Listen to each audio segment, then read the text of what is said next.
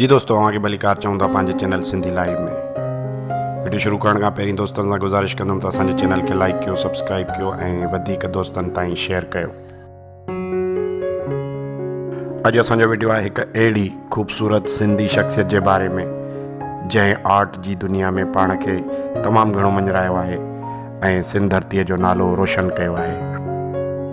अॼु असांजो वीडियो आहे सिंध जे शहर सेवण, लाल शहबाज़ कलंदर जी नगरीअ सां तालुक़ु रखंदड़ पाकिस्तान शोबिज़ जी हिकु वॾी अदाकारा साइण सकीना समो जे बारे में।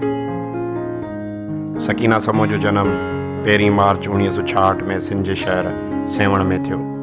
संदसि जी प्राइमरी तालीम खां पोइ 10 सालनि जी उमिरि में हिन जो ख़ानदान हैदराबाद में अची आबाद थियो, जिते हिन पंहिंजी बाक़ी तालीम मुकमल कई। पंहिंजी तालीम मुकमल करण खां पोइ सकीना समो 1982 में रेडियो पाकिस्तान हैदराबाद ते ड्रामनि में कमु शुरू कयो ऐं साॻे ई साल में PTV ते सिंधी ड्रामनि याने नाटक रंग में पंहिंजी शोबिज़ कैरियर जी शुरूआति कई ऐं अदाकारीअ जे शोबे में पाण खे मञरायो। ऐं अहिड़ी तरह फ़क़ति 1 साल खां पोइ सकीना समो 1983 में पहिरियों भेरो PTV जे उर्दू ड्रामे दीवारे में कमु कयो ऐं 1984 में जंगल ड्रामे में पंहिंजी अदाकारीअ जा जोहर ॾेखारिया। सकीना समो जे अदाकारीअ जो सफ़र जारी ऐं सारी रहियो।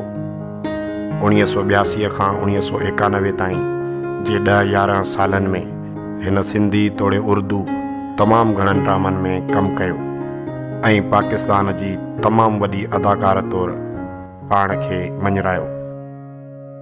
पंहिंजी पेशेवराना ख़िदमतूं सर अंजाम ॾींदे 1991 में सकीना समो लंडन वई ऐं उते साक़िब रिज़वीअ सां मुलाक़ात थी। संदनि जी शादी थी। सकीना समो जी फैमिलीअ में हिन जो मुड़ुसु, हिकु पुटु ऐं हिकु न्याणी आहे। संदसि जे पुट जो नालो कुमेल ऐं न्याणीअ जो नालो हुस्ना आहे। सकीना समो 1991 खां 2000 ताईं जे अरसे ताईं लंडन में रही। उन खां पोइ हूअ ॿीहर सिंध पाकिस्तान वापसि आई ऐं अची पंहिंजी शोबिज़ जी दुनिया में क़दम रखियो, हिकु अदाकारा, डायरेक्टर ऐं प्रोड्यूसर जी हैसियत सां। 2020 खां 2022 ताईं जे 22 सालनि जे सफ़र में हिननि तमामु घणनि ड्रामनि में अदाकारी कई, तमामु घणा ड्रामा प्रोड्यूस कया ऐं डायरेक्ट कया ऐं तमग़ाए इम्तियाज़ ऐं प्रेसिडेंशियल प्राइड ऑफ परफॉर्मेंस जहिड़ा एवॉर्ड पिणु माणिया। हिन जे कुझु मशहूरु ड्रामनि जा नाला पेश कयूं था, जहिड़ोक दीवारें, जंगल, हवा की बेटी, काक महल, मारवी, इश्क आतिश, मोहब्बत, सुबह का सितारा, दिल बंजारा, लोग क्या कहेंगे दोबारा।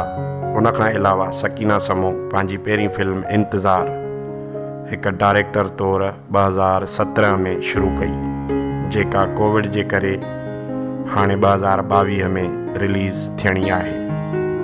पंहिंजे कम ऐं हुनर जे करे सकीना समो खे केतिरा ई एवॉर्ड पिणु मिलिया आहिनि, जहिड़ोक 1985 में PTV home award for best actress for drama जंगल। उन खां पोइ 1990 में PTV award best actress in drama Marvi. उन खां पोइ 2005 में the first Indus drama awards best director serial and best TV serial award पिणु माणियो।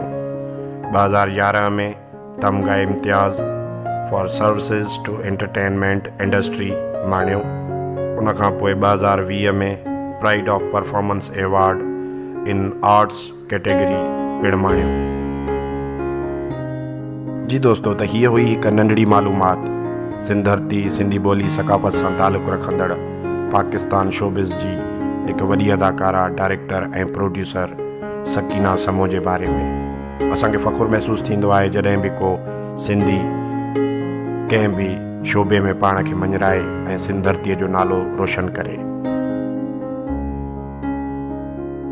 उमेद कयूं था त असांजो वीडियो अव्हांखे पसंदि आयो हूंदो। दोस्तनि सां गुज़ारिश कंदुमि त असांजे चैनल खे लाइक कयो, सब्सक्राइब कयो ऐं वधीक दोस्तनि ताईं शेयर कयो। वॾी महिरबानी। लख थोरा। जी लतीफ़। जय झूलेलाल।